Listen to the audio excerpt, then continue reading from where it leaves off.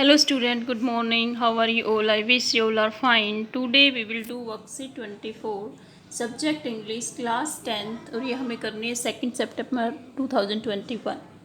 तो आइए स्टार्ट करते हैं आज की worksheet. Let us analyse the poem fire and ice by Robert Frost. Student, हमने रॉबर्ट फ्रॉस्ट की पोएम फायर एंड आइस पिछले वर्कशीट में हम ये कर चुके हैं. The poem use symbolism which you learned in worksheet 21.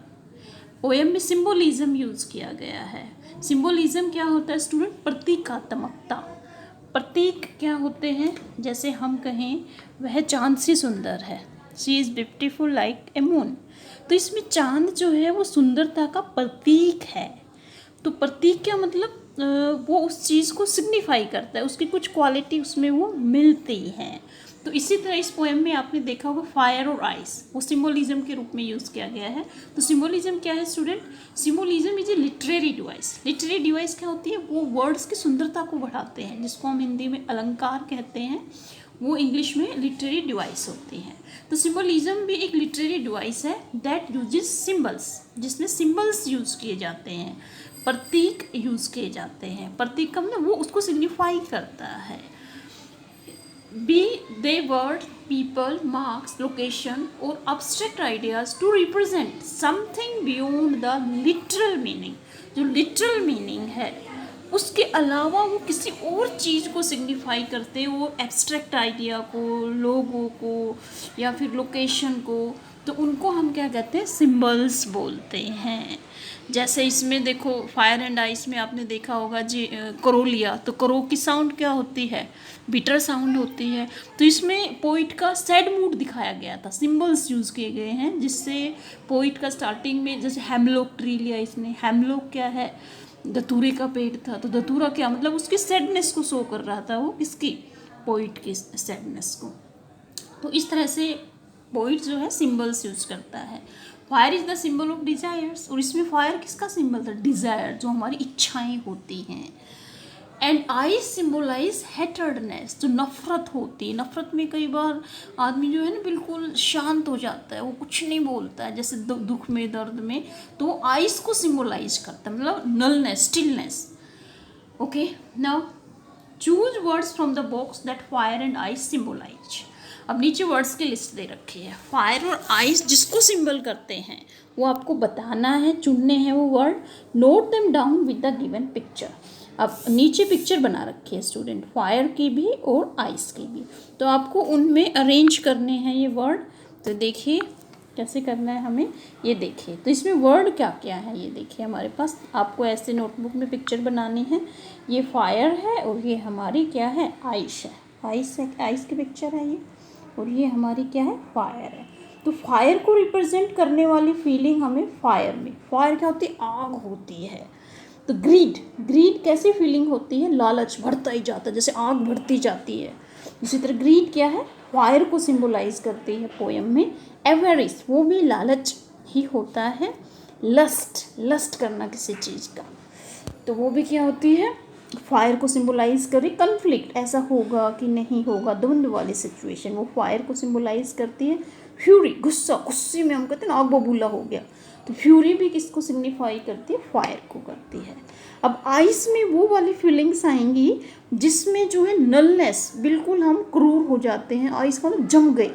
तो उसमें कौन सी फीलिंग आएंगी? हमारी क्रूएलिटी, निर्दयता, उसमें जिसमें कोई फीलिंग्स ही नहीं, वही तो क्रूएल होता है. इनटॉलरेंस, असहनशीलता. रिजिडिटी, रिजिड हो जाते हैं कई लोग, बात मानते ही नहीं, अपनी बात जो फिक्स कर ली, तो वो किसको सिग्निफाई करता है? सिंबल किसका है? आइस का है. इनसेंसिटिविटी, जिसके अंदर फीलिंग ही नहीं है, वो इनसेंसिटिव, असंवेदनशील, तो वो भी आइस को इस सिंबल है. कोल्डनेस, कोल्डनेस भी वही वाली फीलिंग हो गई. इनडिफरेंस, उदासीनता, तो वो क्या? आइस को सिग्निफाई करती है. हेटर्डनेस, नफरत, वो भी किसको? आइस को सिग्निफाई करती है. तो ऐसे आपको दोनों कैटेगरी में ये फीलिंग्स को कैटेगराइज करना है. नेक्स्ट देखिए हमारी इस पोएम में कौन सी लिटरेरी डिवाइस यूज़ की गई है. सेकंड हमारी assonance is a literary device in which the repetition of similar vowel sounds takes place in two or more words in proximity. Proximity होता है नज़दीक, to each other within a line of poetry or prose. Assonance, जैसे आपने alliteration किया था ऐसे ही assonance है। Alliteration में जो है कॉन्सोनेंट साउंड की रेपिटिशन होती है, जिसको हम हिंदी में अनुप्रास अलंकार कहते हैं। एसोनेंस में वावल साउंड की। तो assonance is a literary device in which the repetition of similar vowel sound takes place in two or more words in proximity। इसमें वावल साउंड की रेपिटिशन होती है। वावल कौन से हमारे ए ई आई ओ यू, तो उनकी रेपिटिशन जब होगी तो उसको हम बोलेंगे एसोनेंस अलंकार, लिटरेरी डिवाइस। तो इसमें सेकंड में देखिए, which of the given example does not show assonance. Does not show, किस में एसोनेंस यूज़ नहीं किया गया है। तो फर्स्ट देखिए, I hold with those who favour fire. तो इसमें एसोनेंस यूज़ किया गया है, होल्ड, ओ साउंड देखिए, दोज, होल्ड, हु, तो इसमें एसोनेंस है। सेकंड देखिए B, try as I might the kite did not fly. तो काइट, आई, माइट, फ्लाई, तो इनमें माइट और काइट में क्या है, एसोनेंस है। तो ये भी नहीं, हमें तो डज नॉट वाला बताना है जो नहीं है जिसमें assonance. Life is a journey, ये बिल्कुल इसका आंसर है। लाइफ इज़ ए जर्नी में कोई वोवल साउंड जो है वो नहीं रिपीट हो रही है।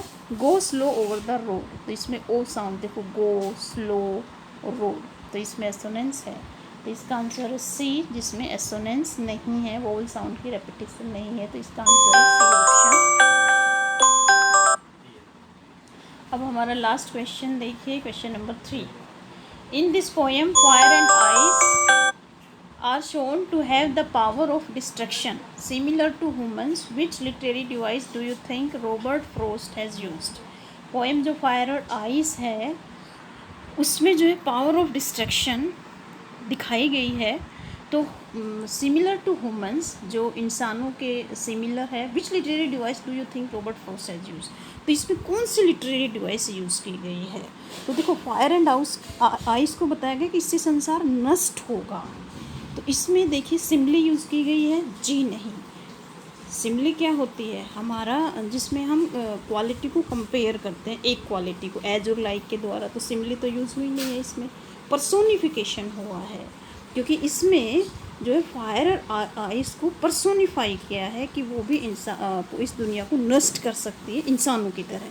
तो इसमें क्या यूज़ किया है, पर्सोनिफिकेशन होता है स्टूडेंट, मानवीकरण अलंकार। तो फायर एंड आइस को इसमें एज ए ह्यूमन बीइंग के तौर पर यूज़ किया गया, तो इसमें पर्सोनिफिकेशन है, इसका आंसर बी है।